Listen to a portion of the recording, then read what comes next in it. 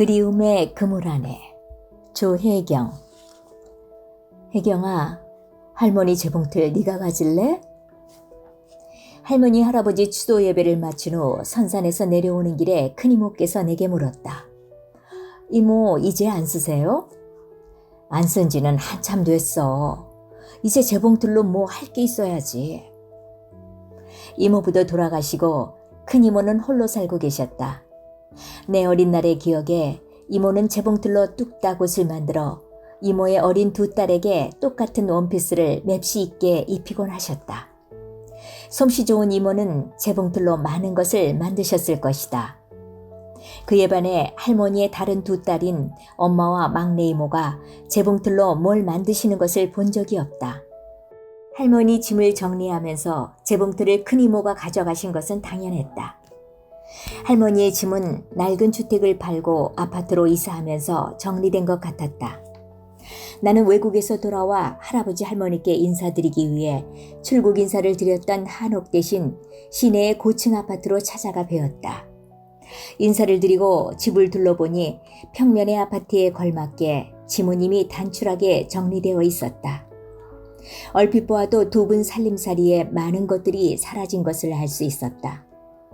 할머니께서 윤이 반질반질하게 날마다 닦으셨던 장독들이 거의 보이지 않았다. 메주와 붉은 고추, 숯과 달걀을 둥둥 띄워 간장을 담그셨던, 내가 두 팔을 힘껏 벌려도 감싸지지 않았던 배가 불룩한 서너 개의 커다란 간장독. 땅에 묻혀 겨우내 김장김치와 동치미를 담고 있던 김치독.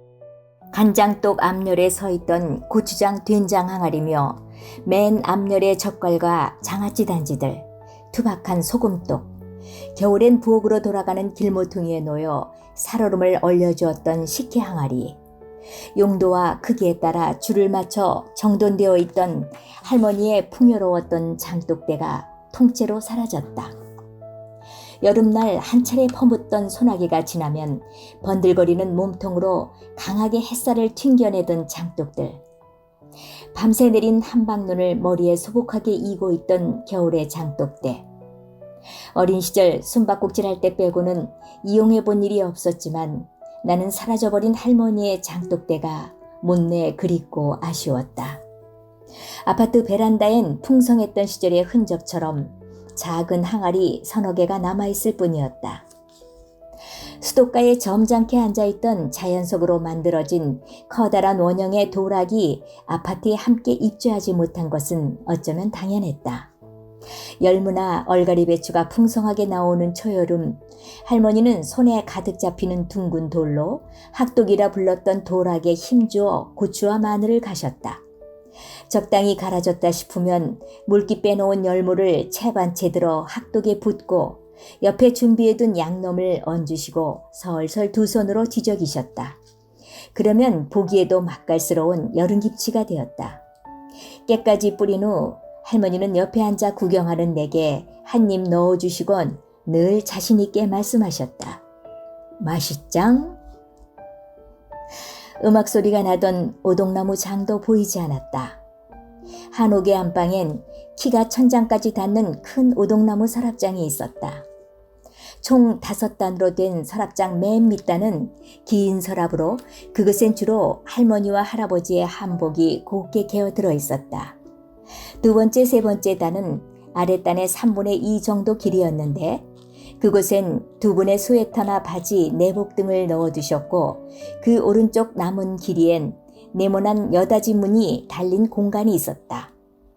그곳엔 할아버지만 보시는 서류가 들어있었다. 그 윗단에 작은 서랍 3개가 나란히 있는데 그 작은 서랍들에서 여닫을 때마다 신기하게 뿜뿜 하는 음악 소리가 들렸다. 서랍을 여닫는 사람에 따라 소리가 조금씩 달랐다.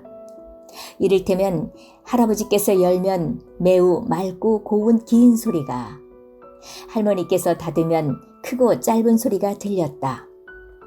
왜 소리가 나는지 할머니께 여쭤보자 노래하는 놈이 붙어있다고 하셨다. 초등학교 때 나는 의자를 놓고 올라가 서랍 하나의 내용물을 다 빼고 서랍 안을 살펴보았다. 아무것도 보이지 않았다. 빈 서랍을 몇 번이고 열었다 닫았다 해보았는데 여전히 뿌움뿌움 맑고 고운 노랫소리를 내었지만 노래하는 놈은 보이지 않았다. 못내 궁금한 나는 어느 날 서랍을 통째 빼내고 손전등으로 서랍이 빠져나온 어두운 곳을 비춰보았는데 서랍이 빠져나온 끝 서랍장의 뒷면에 과연 무엇이 붙어 있었다. 언뜻 보기엔 커다란 매미 한 마리 같았다.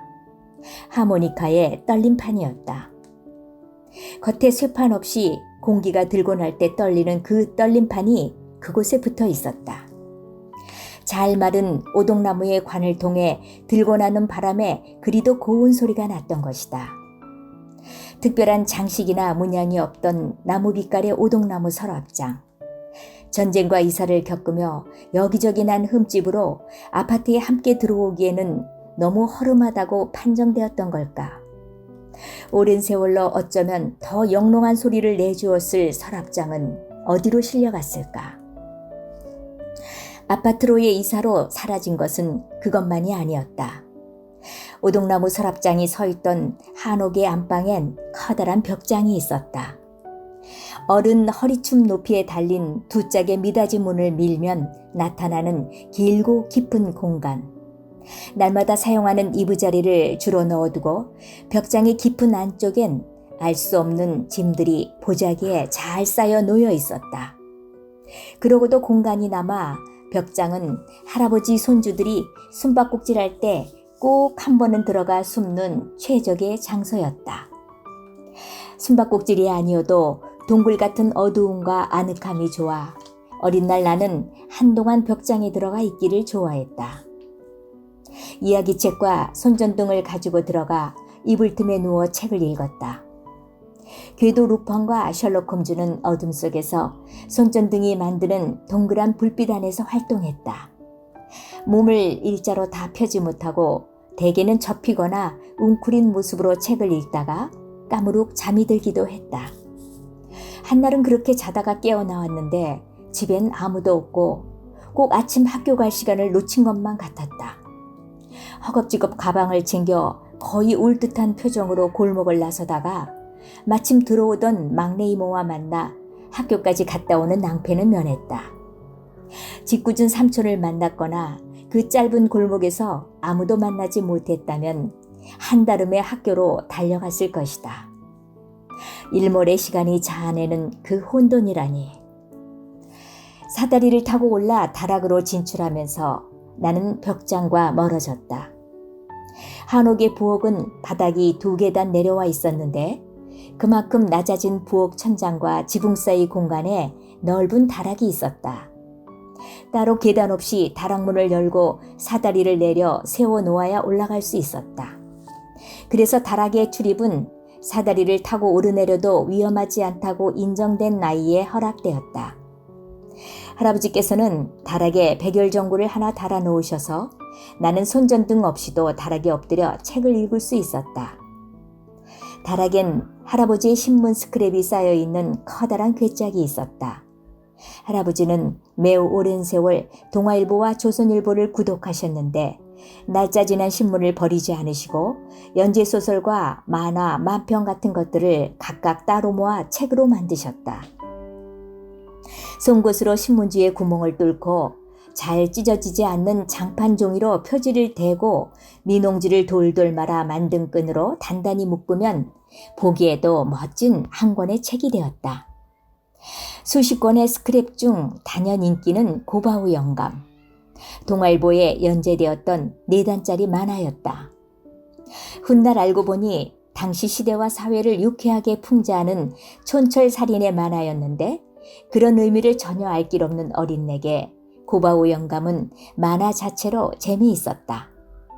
어린 내 주먹에 가득 잡힐 만큼의 분량으로 한 권씩 묶어진 고바우 영감은 굵은 머리카락 한 올이 기역자로 서 있는 평평한 대머리에 동그란 안경을 낀 영감님의 속마음이 곧잘 그 한 올 머리카락으로 표현되는 것이 우스웠다.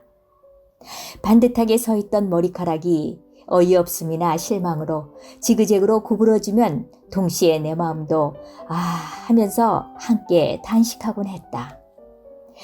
그린 게이블스의 빨강머리 앤, 사막의 어린 왕자, 좁은 문의 알리사와 제롬, 폭풍의 언덕의 캐서린과 히스클리프, 세계 명작 속의 수많은 주인공과 함께 뒹굴었던 꿈의 다락방.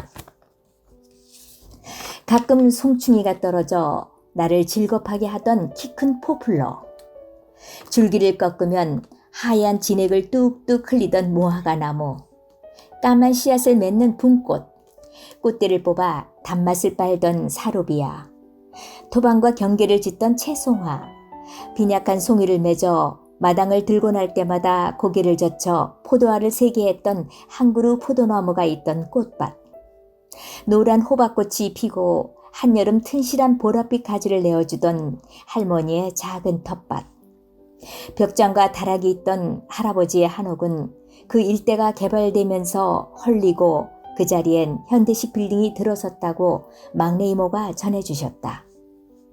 나는 매년 할머니 할아버지 기일이면 제이시에 내리고 가족 지인의 애경사에 참석하기 위해서도 종종 들르지만 할아버지의 한옥이 있던 그 자리에 아직 가보지 않았다. 크게 변했을 그곳의 풍경을 차마 마주할 자신이 없는 것이다. 할머니의 재봉틀을 가지겠냐는 큰이모의 제안에 나는 네, 제가 보관할게요 라고 망설임 없이 대답했다. 오버코트 단추를 다는 일도 서툰 내가 앞으로도 재봉틀을 배울 일은 없겠지만 할머니의 재봉틀은 옆에 두고 싶었다. 한옥의 윗방 윗목에 자리 잡고 있던 재봉틀은 멋진 철제다리와 발판을 가진 위풍당당한 모양이었다. 할머니는 발로 발판을 구르면서 재봉틀의 오른쪽에 달린 둥근 바퀴를 돌려가며 재봉질을 하셨다. 작은 바늘이 실을 귀에 걸고 쉼없이 빠르게 달리며 옷감을 박아내는 것은 늘 신기했다. 재봉틀은 보통 때는 머리 부분이 밑으로 내려가며 옆으로 눕고 왼쪽에 상판을 접으면 평평해지는 구조를 하고 있어 내가 앉으면 딱 공부하기 좋은 책상 구조가 되었다. 나는 초등학교 때 여름방학이 끝날 무렵이면 그 재봉틀에 앉아서 한다름에 밀린 일기를 쓰곤 했다. 할머니의 재봉틀이 내게 오면 어린 시절 일기를 쓰듯 그곳에 노트북을 올려놓고 글을 써야지 나는 기대했다. 기대의 또 다른 짝은 실망이다. 큰이모 돌아가시고 막내 이모부께서 할머니의 재봉틀을 내 집으로 날라오셨을 때 나는 두 눈을 의심하지 않을 수 없었다. 멋진 철제다리와 발구름파는 간 곳 없고 그저 네모난 작은 나무 상자가 내 앞에 놓였다. 큰이모는 재봉틀 본체를 떼어 나무 상자에 맞춰놓아 앉아서 재봉질을 할 수 있도록 개조해 놓으신 것이다. 너무도 허탈한 마음을 어쩌지 못하고 나는 나무 상자를 열어 재봉틀을 꺼내 세워보았다. 여전히 멋진 잘 달리는 단단한 말의 모습과 같은 검은빛 몸통에 SINGER라고 씌어 있었다. 수건으로 먼지를 닦으며 가만 쓰다듬자니 내 어린 날 여름밤마다 마당에 모깃불을 피워놓고 해주셨던 할아버지의 6.25 이야기 한 자락이 생생하게 떠올랐다. 할아버지는 재봉틀 얘기 부분에 이르면 불어 잠시 숨을 고르시며 할머니께서 말씀하시도록 기다리셨다. 아이고, 그놈들이 집집마다 쳐들어와서 쓸만한 것은 숟가락 몽디까지 다 걷어간다고 소문이 쫙 하니 어찌겠냐. 재봉틀을 냅둘 리가 있겠어? 그래서 모가지만 띠가지고 둘둘 말아 마당에 땅 파고 묻어도 땅게? 많은 것들이 사라져간다. 사라지는 것이 어찌 물건과 장소뿐이랴. 거스를 수 없는 일이다. 다 놓고 가야 하는 날도 올 것이다. 뒤돌아 지나온 날에 그리움의 그물을 던지면 절로 미소가 지어지는 따뜻하고 행복했던 기억들이 가득 건져 올라오는 것에 감사할 뿐이다. 또한 어떤 사람에게든지 하나님이 재물과 부여를 그에게 주사 능히 누리게 하시며 제 몫을 받아 수고함으로 즐거워하게 하신 것은 하나님의 선물이라.